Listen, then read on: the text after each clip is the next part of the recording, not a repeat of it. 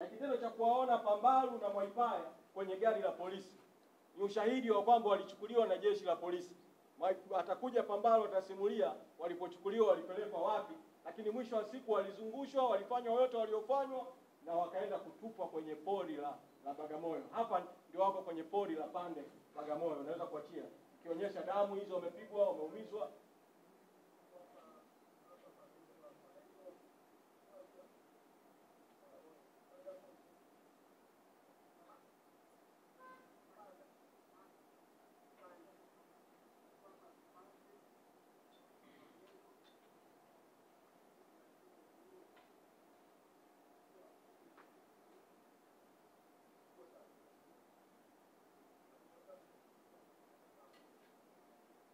Hapa ndo wanaomba msaada.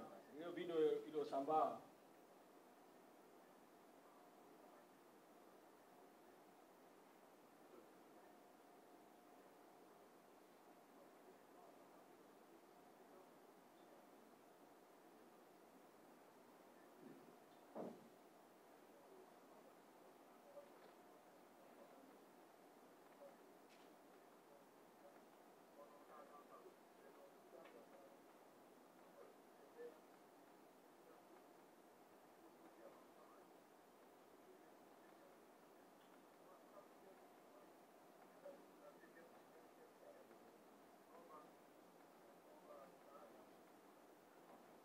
sasa, idadi yote hii ya watu haikutajwa kwenye taarifa ya polisi. Hakuna hata mmoja wao ambaye taarifa ya polisi ilimtaja kwamba amekamatwa, taarifa ya polisi ilimtaja kwamba amepigwa. Hata mmoja.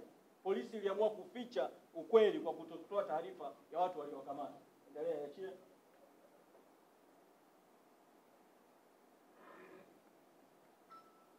Hapa ni maeneo ya Ununio.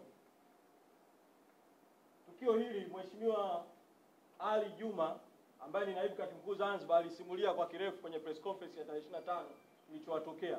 Sasa huu ni ushahidi wa video wakiwa Ununio baada ya kuwa wametoka maeneo ya pori. Picha hii ilipigwa na wananchi. Baada ya kuwa wamekushapigwa, wameshatupwa, wameshatoka eneo la pori, wameshapita kwenye mto uliokuwa na maji, nusu wameshavuka, wameshatoka. Sasa hapa wako maeneo ya watu. Ndio wasamaria wema wakapiga hii video kwa ajili ya kumbukumbu. Kwa ni ushahidi kwamba walipigwa na kutupwa Ununio. Sasa hili kundi lao, huyu ni makamu mwenyekiti Zanzibar, Mheshimiwa Said Mzee.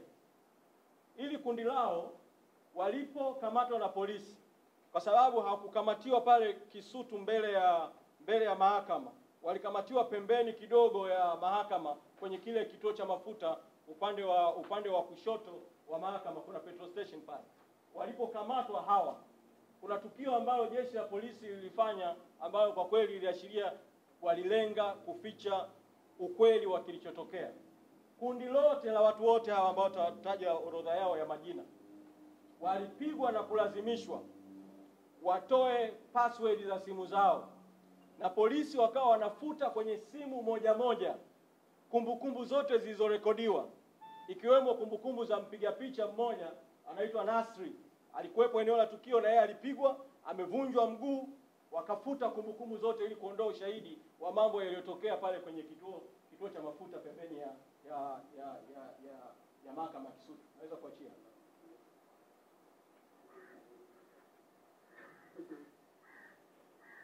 Haya ndio sehemu ya maji ambayo lazimika kuvuka. Shukrani. Kwa wanahabari, hizi ni sehemu